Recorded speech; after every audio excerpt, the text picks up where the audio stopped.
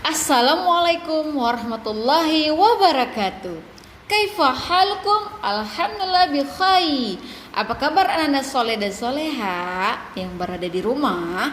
Semoga selalu dalam keadaan sehat dan Allah selalu memberikan kita kemudahan dalam belajar. Insya Allah kita harus selalu semangat menjadi ulama besar, menjadi seorang pejuang di jalan Allah, menjadi anak kebanggaan orang tua. Siap? Insya Allah siap. Takbir, Allahu Akbar.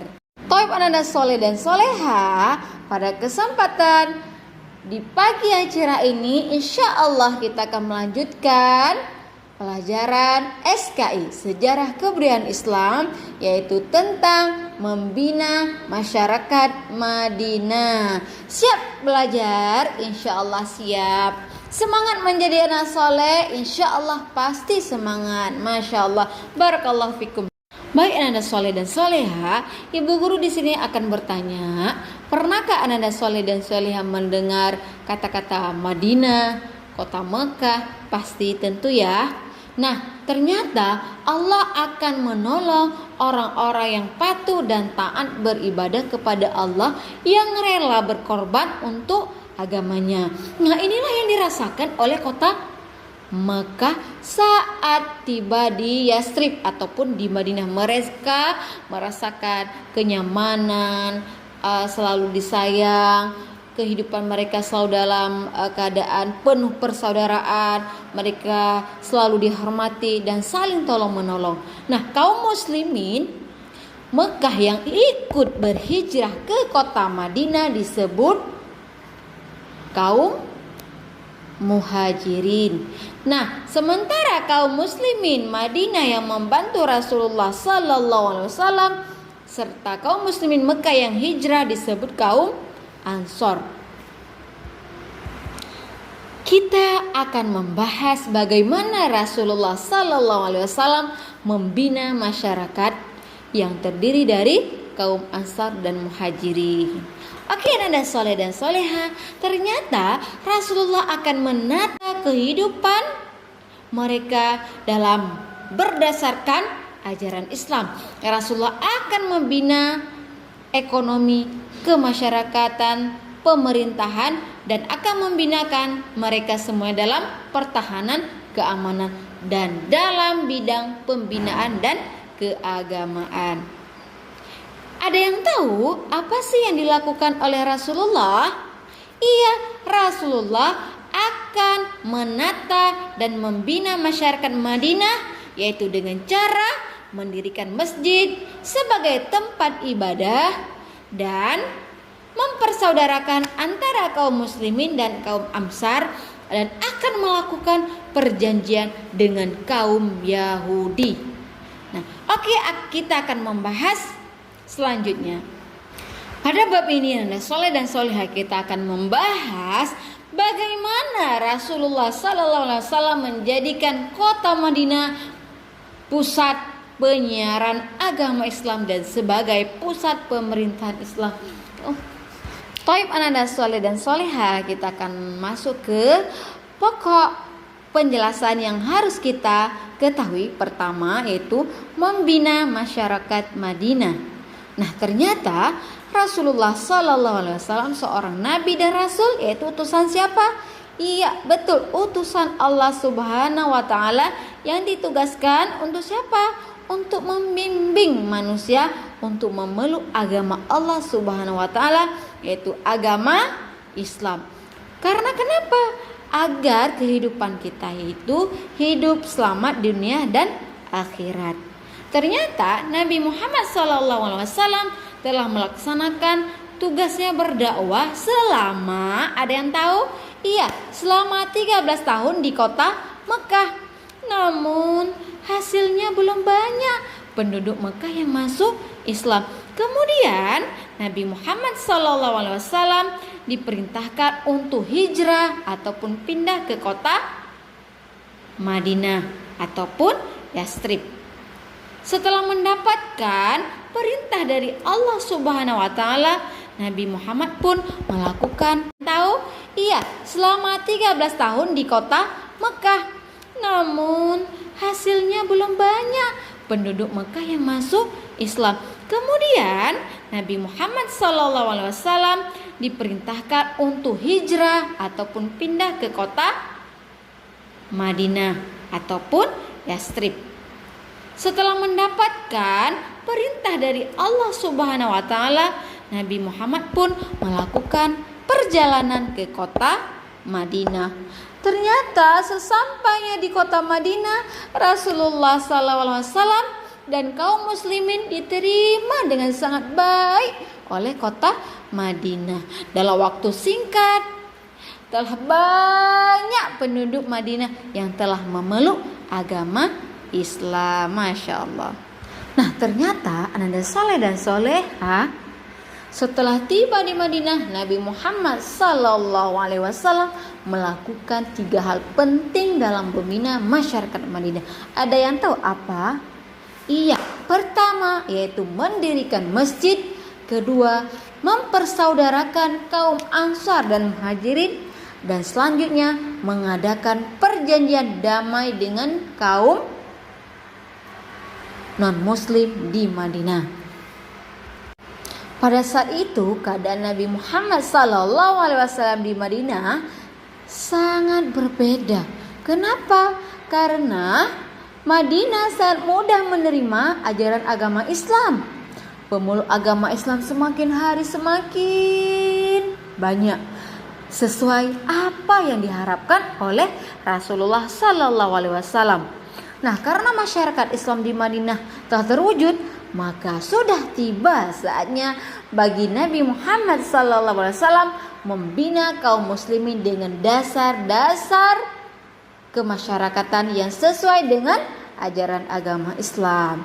Setelah terwujud masyarakat Islam tersebut, Allah menurunkan wahyu yang mengandung perintah berzakat, berpuasa, dan hukum-hukum yang berkaitan dengan pelanggaran atau larangan. Nah, ayat-ayat Al-Quran yang dengan pelanggaran atau larangan. Nah, ayat-ayat Al-Quran yang diturunkan dalam periode di Madinah ini sebagai besar apa? Yaitu bersangkutan dengan pembinaan hukum Islam. Nah, jadi Rasulullah di sini menentukan dasar-dasar yang kuat untuk masyarakat Islam agar dalam masalah ekonomi, sosial, politik maupun yang lain itu berdasarkan dengan ajaran hukum Islam. Nah, saat ayat-ayat Al-Quran diturunkan, saat itu diantaranya memerlukan penjelasan yang belum ada keterangannya secara rinci. Oleh sebab itu, Nabi Muhammad SAW dengan perkataan, perbuatan, dan perilaku beliau dicatat dan dibukukan. Kemudian disebut hadis. Apa itu hadis? Hadis adalah sumber hukum agama Islam yang kedua setelah kitab suci Al-Quran. Dengan demikian terdapat 2 sumber yang menjadi hukum Islam, yaitu kitabullah atau Al-Quran dan sunnah Rasulullah atau hadis. Setelah ditetapkan dasar-dasar politik, ekonomi, sosial, dan hukum-hukum Islam, oleh sebab itu semakin banyak di kota Madinah yang masuk Islam, sehingga hari demi hari pengaruh agama Islam di kota Madinah semakin besar. Akhirnya agama Islam menyebar ke seluruh pelosok Jazirah Arab dan wilayah-wilayah lainnya di dunia, termasuk ke negara kita ini. Nah, ternyata Nabi Muhammad SAW berhasil membimbing umat manusia ke jalan yang benar. Beliau telah berhasil membina masyarakat Madinah yang aman, damai, dan menjalankan syariat agama Islam dengan sebaik-baik mungkin. Hebat tidak Rasulullah kita? Hebat. Jadi kita harus selalu mengidolakan Rasulullah SAW sebagai idola kita. Siap menjadi idola Rasulullah? Siap, insya Allah. Hebat semuanya. Barakallahu fikum. Dan melakukan 3 hal yang penting dalam membina masyarakat. Pertama yaitu mendirikan masjid. Nah, mungkin anak saleh dan soleha sekarang pernah melihat kota Madinah yang dibangun Masjid Nabawi itu sudah sangat indah. Akan tetapi dahulu itu bukan seperti itu. Bagaimana juga? Iya, dulu Rasulullah itu ingin membeli tanah milik 2 orang anak yatim, yaitu Bani Najjar. Tetapi anak yatim tersebut mengetahui bahwa Rasulullah akan membeli tanah tersebut. Mereka memberikannya untuk Rasulullah agar Rasulullah mampu membangun masjid di tanah tersebut. Akan tetapi Rasulullah menolak dan beliau pun tetap membeli tanah anak yatim tersebut. Kemudian ananda soleh, Rasulullah setelah membeli tanah tersebut, Rasulullah itu meminta kepada Allah agar Allah memberikan petunjuk. Ternyata ketika untanya yang bernama Kaswa berhenti di atas tanah itu, kemudian Rasulullah SAW pun menetapkan bahwa tanah itulah yang Allah kehendaki agar Rasulullah SAW membuat ataupun mendirikan masjid di tanah tersebut. Setelah Rasulullah mendapatkan petunjuk, maka apa yang Rasulullah SAW lakukan? Iya, Rasulullah dan kaum muslimin baik Ansar maupun Muhajirin bergotong royong untuk mendirikan masjid tersebut. Rasulullah SAW pun ikut memikul batu bata, membuat dinding dan memotong pohon-pohon kurma. Nah, anak-anak soleh, dinding masjid itu dibuat dari semacam batu bata yang direkatkan dengan tanah liat. Tahu tidak anak-anak soleh dan soleha, tiangnya masjid itu dibuat dari apa? Iya, tiangnya diambil dari pohon kurma, sedangkan atap masjid itu terbuat dari pelepah pohon kurma. Kemudian Rasulullah bersama kaum muslimin, Muhajirin dan Ansar itu membangun ataupun membuat lantai. Nah, ternyata anak-anak saleh dan soleha, setelah Rasulullah membina masyarakat, Rasulullah akan melakukan 3 hal yang penting dalam membina masyarakat. Pertama yaitu mendirikan masjid. Nah, mungkin anak-anak saleh dan soleha sekarang pernah melihat kota Madinah yang dibangun Masjid Nabawi itu sudah sangat indah.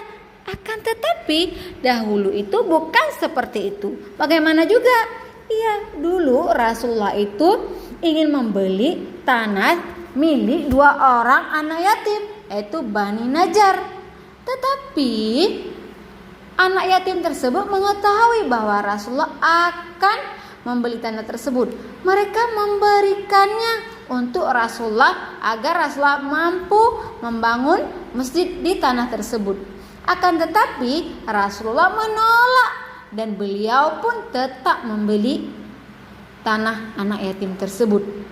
Kemudian anak soleh, Rasulullah setelah membeli tanah tersebut, Rasulullah itu meminta kepada Allah agar Allah memberikan petunjuk.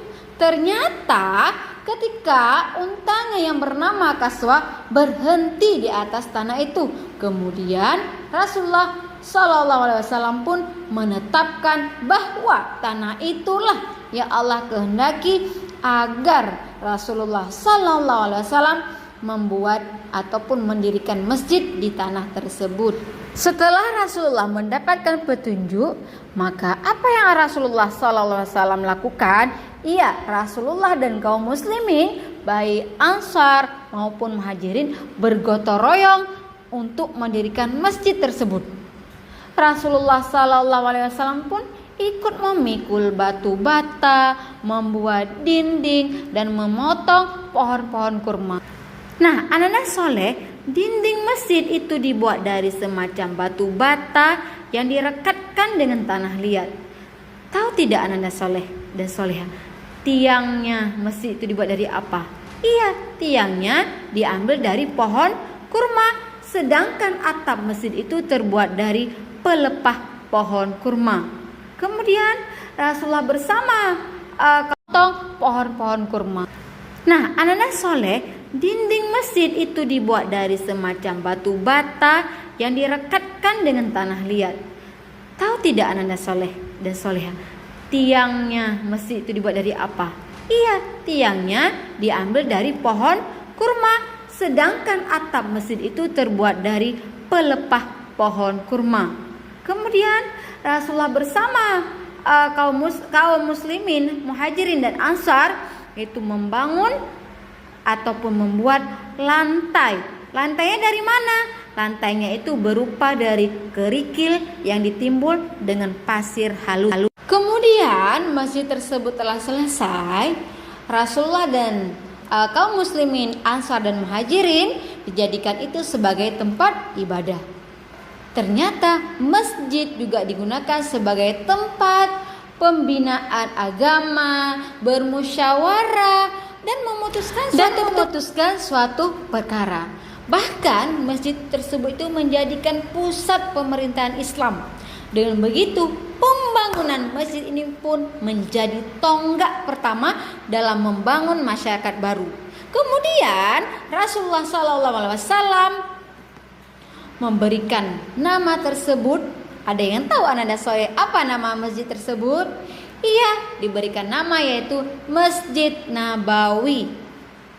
Ternyata Rasulullah dan bersama sahabatnya membangun juga rumahnya untuk tempat tinggal bersama keluarganya. Ternyata di sampingnya juga terdapat kamar-kamar yang digunakan oleh para sahabat yang belum memiliki rumah atau dijadikan itu sebagai tempat tinggal kaum duafa. Nah, Ananda Soleh dan Soleha, itulah pembahasan kita untuk hari ini. Semoga ilmunya berkah dan tetap semangat meneladani perjuangan Rasulullah dan selalu menjadikan Rasulullah dan sahabatnya sebagai idola kita. Itu saja yang bisa Ibu Guru sampaikan. Mohon maaf bila ada kekurangan. Ibu Guru akhiri. Wassalamualaikum warahmatullahi wabarakatuh.